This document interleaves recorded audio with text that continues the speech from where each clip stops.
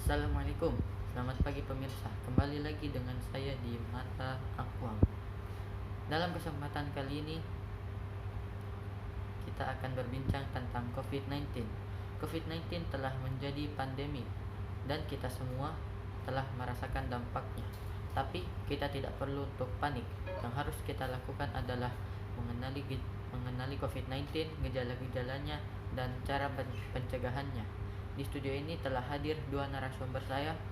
Yang pertama Dr. Sabit dari RSPI Sulianti Saroso dan Ustadz Salim dari Majelis Ulama Indonesia. Assalamualaikum dokter, bagaimana kabarnya? Oh ya, Assalamualaikum Ustadz, bagaimana kabarnya?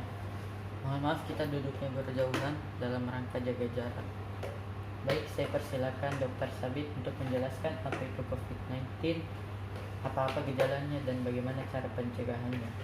Baiklah, saya akan menjelaskan apa itu COVID-19. COVID-19 bermula dari coronavirus. Coronavirus adalah penyakit yang bisa menginfeksi manusia maupun hewan, terutama pada bagian saluran pernafasan. Tapi baru-baru ini, coronavirus membuat jenis baru, yaitu COVID-19. COVID-19 adalah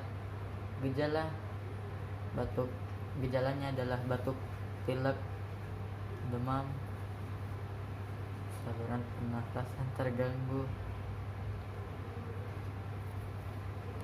sesak nafas. Sebenarnya COVID ini sudah ada dari sejak dulu, tapi pertama kali muncul ini di Wuhan, Tiongkok, Cina pada bulan Desember tahun 2019. Orang yang paling rentan terkena penyakit ini adalah orang tua dan orang yang mempunyai penyakit bawaan seperti diabetes dan lain-lain.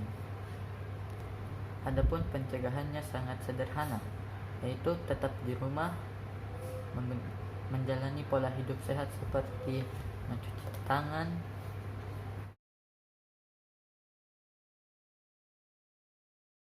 dan berolahraga, makan yang bergizi seperti jeruk, dan berolahraga, sinar matahari, dan istirahat yang cukup. Adapun kalau harus keluar rumah, harus jaga jarak, menggunakan masker, dan jauhi keramaian. Terima kasih dokter atas penjelasannya. Sekarang saya persilahkan Ustadz untuk menjelaskan apa wabah ini dalam sudut pandang agama.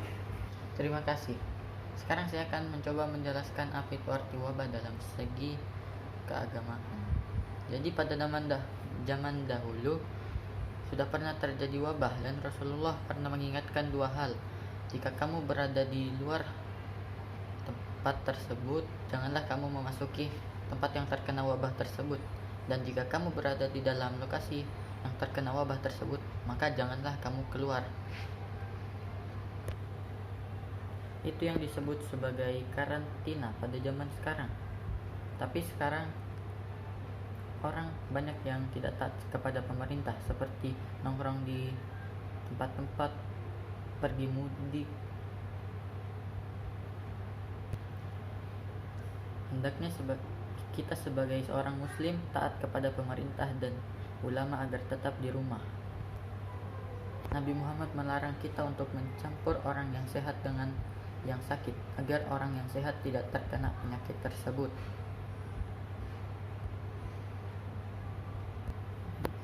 Itu yang disebut sebagai social distancing atau isolasi mandiri. Lalu di zaman Umar juga pernah terjadi wabah. Saat Umar hendak pergi ke Madinah, beliau mendengarkan berita agar tidak memasuki wilayah tersebut. Dan Umar tidak memasuki Madinah bukan karena takut, tapi untuk berikhtiar menjaga kesehatan. Lalu ada juga di zaman Amr bin As. Di zaman Amr bin As pernah terjadi wabah. Lalu Amr bin As mempelajari virus tersebut.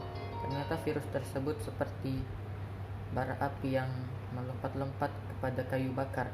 Selama masih ada kayu bakar, dia akan terus menyala. Lalu Amr bin As memisahkan orang-orang tersebut di gunung, di bukit, di rumah. di tempat-tempat yang jauh agar orang tersebut tidak terkena wabah tersebut.